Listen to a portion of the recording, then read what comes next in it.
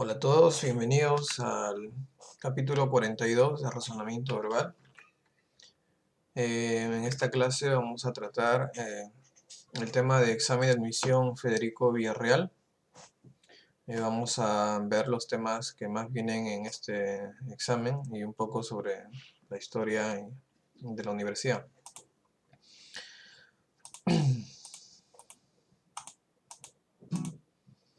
Bien, hablemos un poquito sobre la universidad.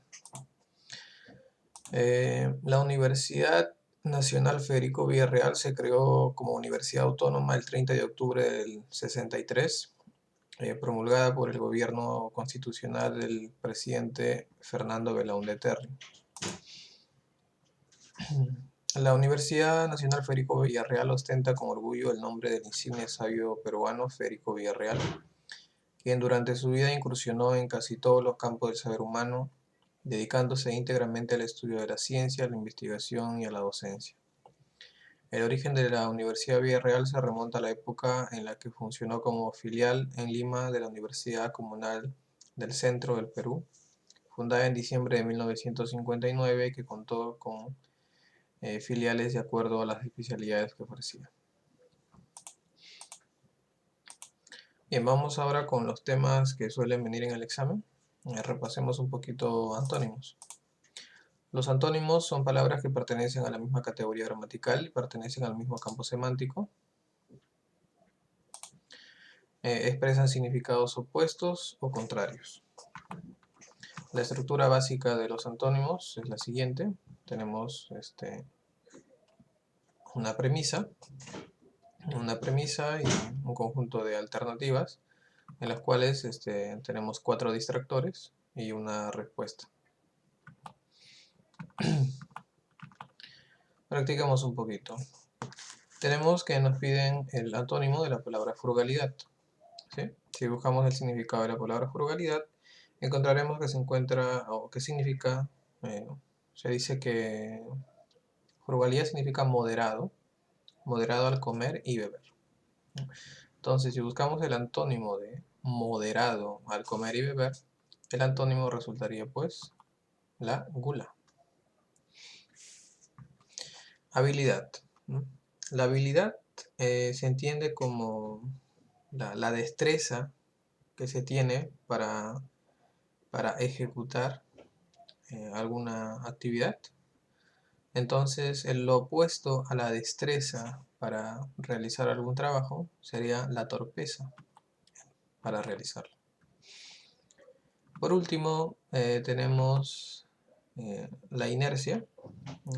En física, por física ustedes saben que la inercia es la propiedad que poseen los cuerpos para estar en reposo. Lo opuesto a la propiedad del reposo sería la actividad.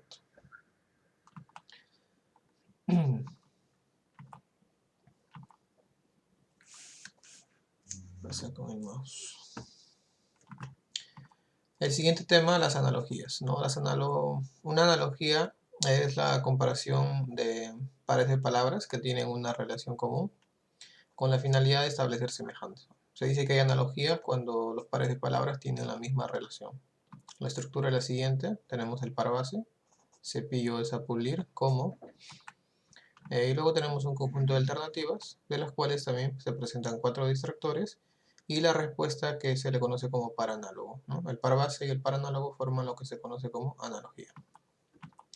Veamos un par de ejemplos. Joyero alhaja, ¿no? En este caso debo buscar la relación que existe en el par base y luego buscar un par análogo, ¿no? Es decir, aquel que tenga la misma relación.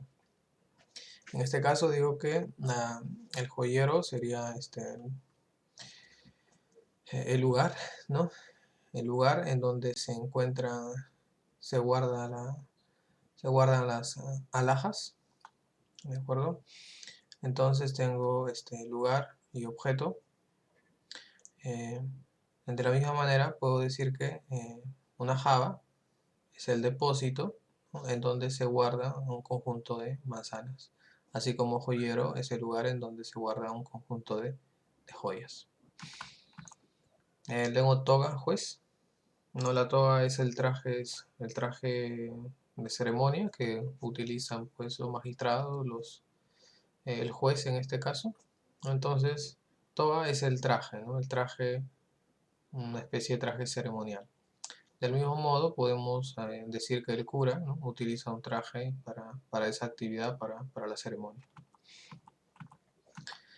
El siguiente tema, el de oraciones incompletas, ¿no? ¿Qué son las oraciones incompletas? Son ejercicios que están formados por textos breves, a los cuales se les ha suprimido de manera deliberada uno o más de sus elementos, por lo que es necesario restablecer el sentido de la expresión a través de la elección eh, de las palabras más adecuadas de una relación de 5 opciones. La estructura es la siguiente: tenemos una oración, un enunciado, a la cual se le ha suprimido ciertos elementos, un conjunto de alternativas que nos presentan las posibles alternativas a completar.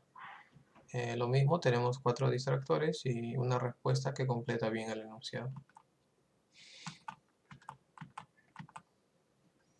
Veamos un ejemplo. Dice la mala, espacio, que habla, recibido, la mala que habla. Quizás sea que había, ¿no? La mala, espacio, que había recibido cuando niño, era la causa de la debilidad de Sus. Por ello tuvo que desistir de su deseo de ser futbolista, ¿no? Pensemos, aquí se va a completar con una palabra, ¿no? La debilidad en, ¿no?, alguna de sus partes, alguno de los componentes, en algo que me impida ser futbolista, ¿no? A ver, la debilidad en qué me impide ser futbolista, en mis principios, en mis temores, en mis extremidades, puede ser en mis huesos, en mis brazos. Ya, entonces, la mala que generó debilidad en qué y ahora no puedo ser futbolista. La mala educación, no, ¿verdad? La mala valoración, atención, alimentación, nutrición. Bueno, tendrías la opción D o E, ¿no? La mala alimentación que había recibido cuando niño era la causa de la debilidad de sus brazos.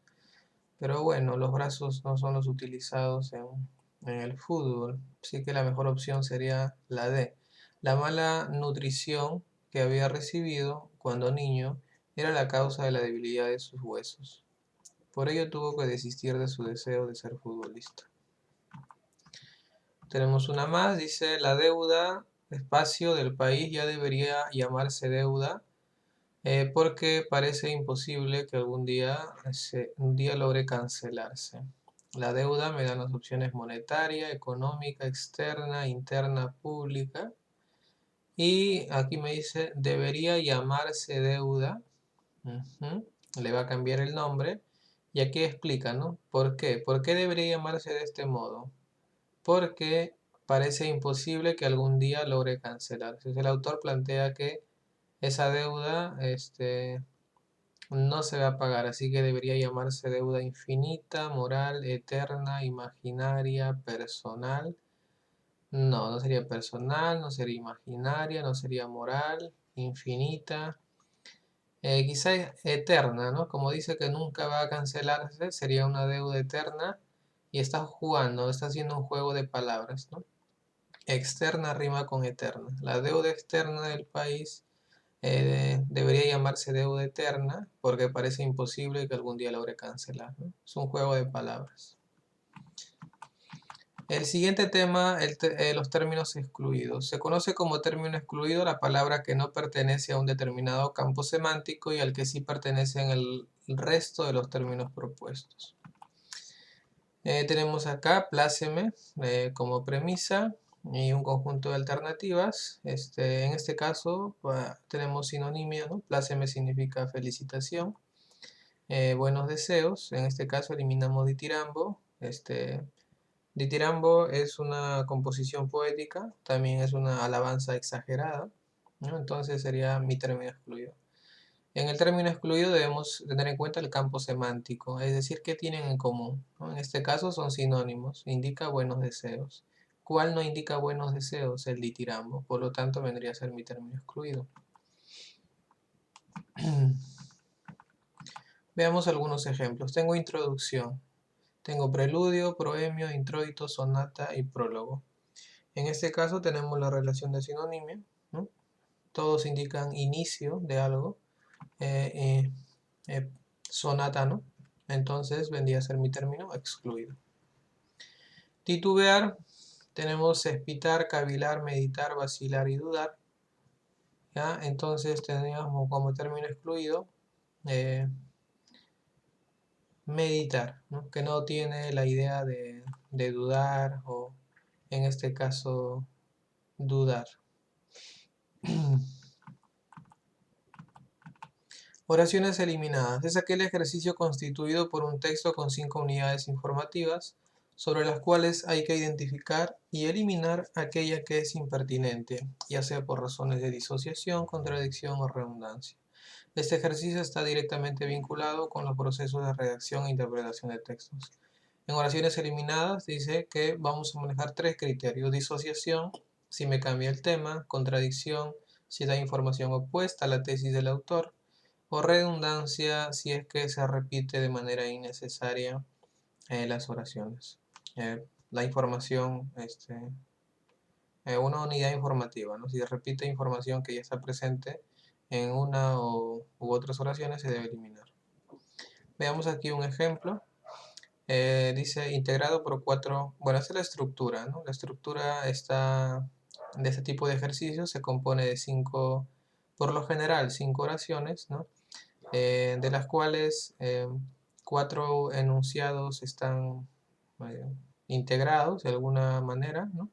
Forman parte del mismo tema, y hay una oración que después debe eliminarse porque o bien cambia el tema, o bien contradice, o bien redunda eh, en la información del texto.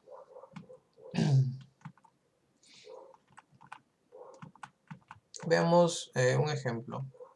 Dice, el Woodstock es un evento musical realizado en Estados Unidos cada 4 años, conocido también con el nombre de la Semana de Paz y Música. El Woodstock reúne a los mejores grupos alternativos del mundo. Otro festival de música importante es The Family Value, que se realiza en Europa. Luego de cada festival salen a la venta discos dobles de Woodstock en el que se incluye una canción por grupo. Bien, en este caso nos están hablando del evento el Woodstock realizado en Estados Unidos y nos dan ciertos datos, ¿no? También se le conoce como la Semana de la Paz. Nos dice que se reúne a diferentes grupos que salen a la venta discos a partir de ese evento. Sin embargo, en la número 4 nos hablan de otro festival de Family Value que se realiza en Europa. Entonces esta oración estaría cambiando, modificando el tema principal, que es el Woodstock. Eso se conoce como disociación o inatingencia, es decir, está cambiando el tema, ¿de acuerdo? Y esa es una razón para eliminarlo.